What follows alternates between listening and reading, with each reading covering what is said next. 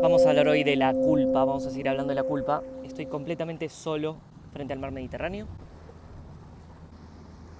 Aquella es la ciudad de Sorrento. Este es el Golfo de Sorrento, mar Mediterráneo. El Mittelmeer, como se le dice en alemán. El mar del medio. La culpa. La culpa.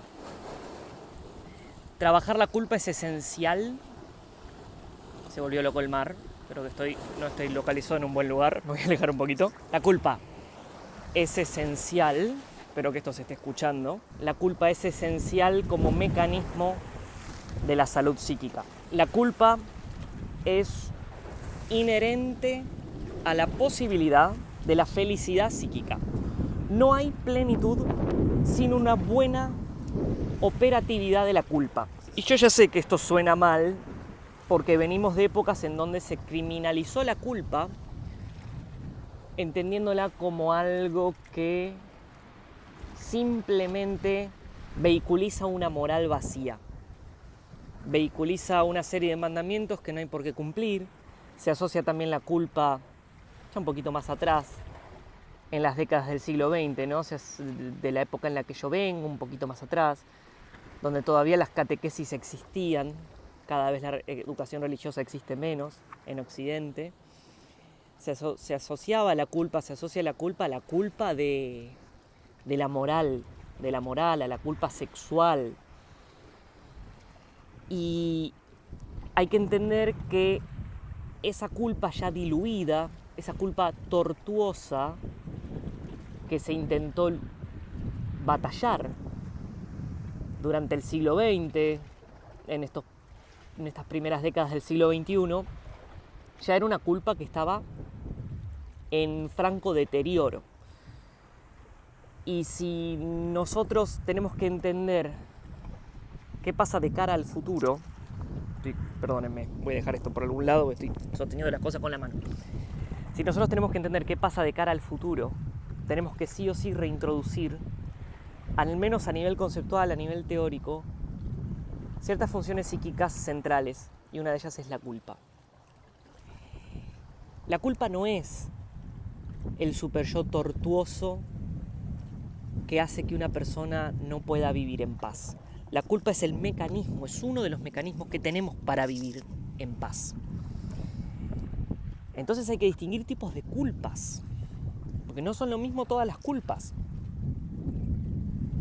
Decíamos, el neurótico está atravesado por la culpa y por lo tanto por la angustia, y por lo tanto no se arroja al acto perverso, y nunca se arrojará, pues está salvado por ser neurótico.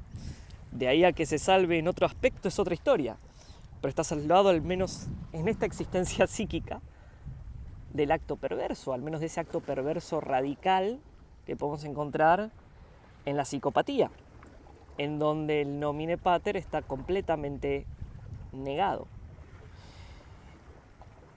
en donde la intención de la conquista material del mundo es absoluta. Entonces la culpa finalmente es un indicador de camino. La culpa en un sentido operativo es un indicador de camino. Quien escucha su angustia, escucha a través del trabajo psicoanalítico, a través del trabajo de meditación, a través del trabajo yógico, escucha un gran maestro que indica rumbo. Y quisiera abrir hoy las resonancias de esto. De nuevo vuelvo a repetirles, en la web alejandrocampos.com tienen disponibles todo el curso de Metafísica y Metapsicología del Sexo ya subido para los que quieran acceder a él. Prontamente subiremos también todo un curso sobre la unidad trascendente de las religiones de Fridtjof Schuon, estudiando justamente las dimensiones del esoterismo y el exoterismo en las tradiciones, tema central para esto que hemos denominado psicoanálisis anagógico. Pasado el chivo, continúo. Vamos a abrir las resonancias entonces de esta cuestión de la culpa. La culpa como cartel indicativo no es la culpa en sentido sintomático. La culpa en el sentido sintomático, por ejemplo, la culpa clásica, que es la culpa obsesiva, que es el obsesivo caminando por un camino y de repente ve un cable cortado y dice, debería mover el camino porque alguien se va a electrocutar. Pero dice, no lo voy a mover. No lo voy a mover porque eso sería una locura. Sigue caminando y después se tortura todo el día porque seguramente alguien murió porque él no movió el cable cortado. ¿Me explico? Típico, clásico. Clásico de la neurosis obsesiva. Bueno, esa culpa está sintomatizada por muchas capas de armadura sintomática. Desandar esas capas es trabajo de un análisis bien llevado. De construir lo que se construyó en sentido sintomático es la función de un análisis bien llevado. Ahora bien, esta deconstrucción va a conducir a que la persona se encuentre con ciertos saberes que están inscritos en su interior. Por eso nunca, y esto a los colegas que escuchen, nunca se va a resolver un síntoma obsesivo invitándolo a gozar. O sea, no insistamos por ese camino, estamos perdiendo nuestro tiempo y le estamos haciendo perder el tiempo al paciente y el dinero del paciente.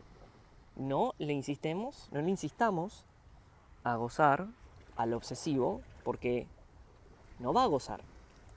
Porque justamente ahí está el freno, y enhorabuena, ahí está el freno. Quédate tranquilo, pero le das mucho foco a la cabeza, deja de pensar, vos tendrías que dejar de pensar, se le dice el obsesivo. Sí, bueno, dale, gracias. Muchas gracias por el consejo. ¿Quién no debería dejar de pensar? Todos tenemos que dejar de pensar. No va por ahí. Es entender el mecanismo y no entenderlo uno como analista. Es que el analizante entiende el mecanismo que se juega en sí mismo. Por eso el laburo es mucho más jodido. Por eso el laburo es mucho más complicado. Es entender que el analizante entienda cómo se formaron las cosas en él. Por lo tanto, que se analice. Hay viento y espero que el viento no esté cagando el micrófono. Bueno, la culpa esa, entonces la culpa sintomática, otro ejemplo de culpa es, no sé, haber hablado mal de alguien que después esa persona se vaya a morir, irte de viaje. No, si me voy de viaje entonces seguro pasa algo. Si toqué tal cosa en el COVID, cuando fue la locura del COVID, mamma mía, cómo estallaron ahí los complejos de culpa, ¿no? Todo el mundo andaba matando abuelos. Eso es síntoma. Eso no es culpa. Entonces, cuando se hace esta crítica barata de mea culpa, por mi grandísima culpa, lo que se hace es atacar a una tradición que ya está muerta o que ya está en el suelo. Eso es golpear a alguien que está en el suelo. Eso es patear la cabeza de un enemigo caído. Tenía sentido para alguien nacido en los 60s, y estoy hablando de la Argentina. Bueno, aquí en Europa está un poquito más viva la tradición, pero ya está completamente disuelta. Europa, para otro momento hablamos, ¿no? Pero Europa está en problemas. Europa está en problemas subjetivos. Pero bueno, es enorme ese tema, que Europa es enorme también. La tradición europea, la tradición latina, se encuentra en gravedad. Para otro momento. Entonces, esta cuestión de criticar el concepto de mea culpa y tener que liberarse de la culpa es no entender la función de la culpa. En psicoanálisis en algún momento se decía, hay una culpa que obtura y una culpa que obliga. Esto me lo acuerdo, ¿saben de dónde? Yo fui ayudante de cátedra de Ética y Derechos Humanos en la UBA, en la Facultad de Psicología, cuyo titular era Fariña. Y no sé bien de dónde traían esto, pero está muy bien, está muy lindo. Dicho, no sé si está en Lacan, puede estar en Lacan o probablemente está en una formulación post-lacaniana. Esta idea de que hay una culpa que obtura y hay una culpa que obliga. La culpa que obtura hace de tapón, por lo tanto es sintomática. No favorece el proceso de análisis, no favorece el desenvolvimiento del mysterium que implica el síntoma, sino que tapona y deja al sujeto en un congelamiento psíquico y probablemente en un congelamiento corporal, lo que probablemente lleva a enfermedades. Todo esto es una complejidad psicofísica constante de la que estamos hablando. Y está la culpa que obliga. Y cuando se decía que obliga, se decía que obliga. Liga. Juegos clásicos en toda la filosofía post-heideggeriana y obviamente como todo lo que pasa en Alemania termina en Francia con flores. Toda la complejidad alemana cruza la zona de Alsace-Lorraine y termina en Francia con flores, con perfume. También entonces fue gran parte de lo lacaniano y bueno, vamos a jugar con ello, ¿por qué no? Venimos jugando, somos de ahí, venimos de ahí. ¿Qué obliga? La culpa que obliga. Ligar. Bueno, ligar es la misma palabra que encontramos en religare, reunir. Y religare es religión. Entonces está la culpa que obtura y la culpa que obliga en sentido que religa si es trabajada correctamente. Religa, que reúne. Lo que está desunido lo une. Y aquí entonces situamos ese más allá que intentamos introducir con esto que llamamos psicoanálisis anagógico al decir, bueno, esa culpa religiosa tan mal vista quizás no era tu enemigo, la religión, porque los que practican yoga hoy se dicen no religiosos, ¿y qué carajo están haciendo? Cantando Ganesha Ganesha. ¿Qué carajo están haciendo? Discúlpenme. ¿Qué están haciendo en un retiro cuando hablan en pali? Si no están haciendo religión, díganme qué están haciendo. Ay, la ola, a ver. ¡Ah! ¿Escuchan el mar? Ay, a ver, les voy a filmar un poquito. Se enojó Poseidón. Yo estoy aquí en esta roca. Estoy lejos todavía. Pero temo que me llegue el agua, así que me voy a alejar un poquito. Bien. Me encanta esto de filmar con Gaia alrededor. Me gusta estos imprevistos. La culpa entonces religiosa, la que religa, y aquí es donde situamos este pasito que hacemos con esto que llamamos psicoanálisis anagógico, es la culpa que reintroduce un camino. Y un síntoma bien laburado, un análisis bien realizado, conduce a que la culpa se ponga a laburar bien, que la culpa sea esa culpa operativa. Y a la culpa que obtura hay que mandarla a cagar. Yo siempre le digo a las personas que trabajan conmigo, y lo que, bueno, obviamente uno dice es lo que a uno le funciona muchas veces, porque el instrumento del psicoanálisis es la persona del analista. Uno de los instrumentos del psicoanálisis es la persona del analista y es el análisis del analista, desde luego. Si bien tiene que trabajar el analizante, y de eso se trata todo, la persona del analista es muy importante porque es la otra parte del vínculo transferencial, que es el mecanismo que cura. Yo siempre les digo a mis pacientes, algo que yo me he dicho mucho y me sigo diciendo, que no se trata de no sufrir. No es pare de sufrir, no es la Iglesia Universal lo que estamos haciendo. No, es que hay un sufrimiento que conduce a donde tenemos que ir, y hay un sufrimiento que es al repedo. ¿Me entienden? Que hay un sufrimiento, que hay un dolor, vamos a ponerle dolor, que hay un dolor que te conduce a donde tenés que llegar. Y ese dolor no lo vamos a rechazar. En todo caso lo dosificaremos. No nos los beberemos de una porque nos quiebra. Pero hay otro dolor que no sirve para nada. Entonces no es pare de sufrir, es sufra por lo que verdaderamente tiene que sufrir y no hinche las pelotas con lo que no es. Porque lo que no es la representación sustitutiva. Y aquí hay que ser muy claros con el paciente, muy claros, y esto define todo, ¿eh? Cuando un paciente te viene con que tiene miedo de que si le salió la manchita en la piel y que recorre al médico y después va al otro, y después tiene miedo por el corazón, y después que la uña no sé qué, y después que si tomó agua de un lugar que estaba no sé cuánto, no hay que responderle a eso. Eso no. ¿Me explico?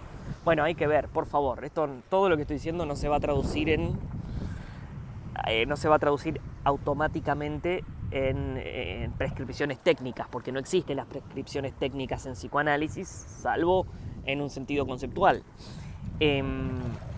Entonces, hay una culpa que nos lleva a donde tenemos que ir y una culpa que no sirve para nada, y hay que ser muy claros con la culpa que no sirve para nada, porque esa culpa que no sirve para nada es resistencial. Hoy, por ejemplo, está por todos lados de moda el NoFap. Entre los jóvenes está el NoFap. Yo tengo un video, muchos han llegado a este canal por mis trabajos sobre el libro del hombre multiorgásmico de Mantak Chia, por la cuestión esa, ¿sí? Hay gente que se acerca a ese mundo y descubre joyitas entrando por el NoFap y después se pasa al estoicismo, a lo que hoy en YouTube se llama estoicismo, ¿no? A ciertos empaquetados, pero que funcionan y que son muy útiles, porque ya están en un momento subjetivo en el cual algo no les cierra de su relación con el goce corporal. Y entienden que ciertas cosas que sienten a nivel angustia requieren profundización. Y otros llegan a ese material simplemente como un bypass espiritual, queriendo, no sé, jugar a tener más poder, pavadas, ¿no? Juegos. O bypass espiritual, que significa hacer la política del avestruz, esconder la cabeza respecto de lo que verdaderamente me pasa y querer hablar de retener semen, por ejemplo, ¿no? Que es un problema.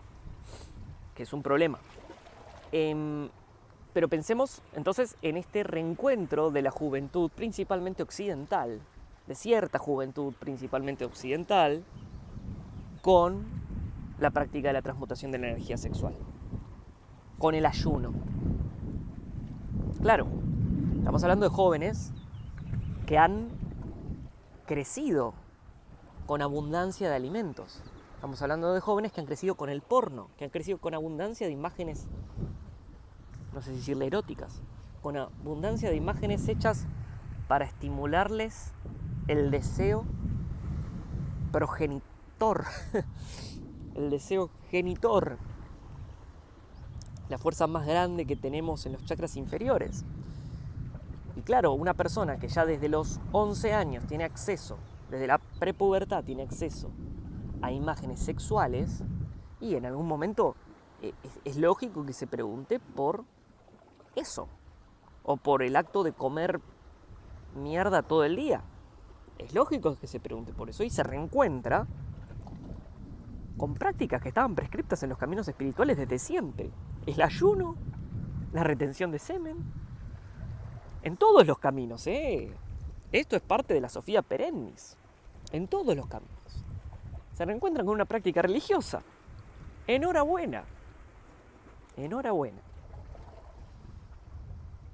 Entonces entienden que hay un engaño del goce en el mundo. Algunos desde luego lo hacen para seguir buscando experiencias, porque también se puede ir al interior buscando experiencias, ¿no? Entonces nos vamos a drogar, vamos a tomar unos hongos a la montaña a ver qué pasa, que está bueno. Muchas veces son puertas de entrada a verdaderos caminos. Bueno, ¿quién de nosotros no hemos pasado por ahí, ¿no? De armar la carpa en el cerro y probar cosas. Son puertas de entrada. A veces también son puertas de pérdida, no vamos a negarlo. Pero entonces, todas estas cosas, ¿a qué voy con esto? Que la culpa, entonces, no es una estupidez, ni algo que haya que eliminar, sino que hay una culpa operativa que es función del nomine pater. Y esa culpa operativa que es función del nomine pater es lo que produce la posibilidad del camino anagógico, es lo que produce la posibilidad del crecimiento espiritual, que en la perversión no hay. Para otro momento dejamos la psicosis. En la perversión no hay eso. ¿Se entiende cuál es la diferencia? Por eso el neurótico se debate entre la cobardía el neurótico es cobarde y se debate entre la anagogía y la catagogía. Más en un momento del mundo en el cual te venden que hay que seguir la vía catagógica, te venden que esa es la vía correcta. Te venden que esa es la vía correcta, la vía catagógica, la vía de la disipación. Disfrutá de la vida, eyaculá todo lo que puedas, gana todo el dinero que puedas, sacate todas las fotos, ten todos los seguidores, realizá el éxito. Y claro, quien tiene ímpetu y realiza el éxito, quien tiene fuerza y realiza el éxito viene del latín y comparte su raíz con la palabra exit en inglés, salida. Te va a dar salida el éxito, ¿sí? El éxito material te va a dar salida del mundo. Y si se puede tomar esa salida del mundo, entonces tenemos a alguien que tuvo que pasar por la realización material para salir de ella, o tenemos a alguien que pasa por la realización material para caer en la disipación del automatismo de fuerzas telúricas que lo atraviesan. Lo digo de nuevo, y ahí está el concepto de posesión que hablamos hace poco, que es también otro término que vamos a incluir, que ya incluimos en nuestro psicoanálisis anagógico. ¿Sí? Fuerzas telúricas que poseen la realización material en el mundo. La intención del rey del mundo en el mundo implica la caída más plena y la automatización de su fuerza. Es como que la fuerza se le va de las manos a aquel que la ha puesto en movimiento. Y esa es la enseñanza del Frankenstein de Mary Shelley. Esa es la enseñanza, se está alargando a llover de nuevo, esa es la enseñanza de la gran tragedia de la modernidad. Bueno, gente, se largó con todo, así que nos vemos prontito. Abrazo.